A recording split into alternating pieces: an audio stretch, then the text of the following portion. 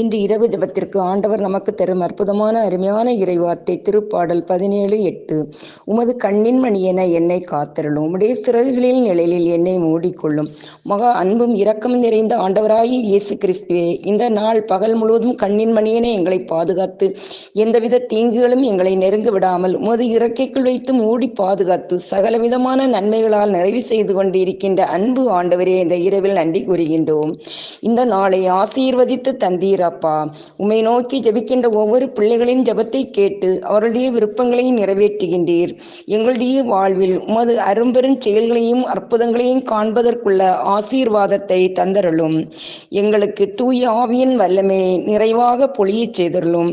எங்கள் குற்றங்குறைகளை மன்னியும். இரவில் அமைதியான உறக்கத்தை தந்தருளும். அதிகாலையில் உன் பொற்பாதம் பணிந்து ஜெபிக்க அருள் தர வேண்டுமென்று இயேசுவின் இனிய நாமத்தில் ஜெபிக்கிறேன்.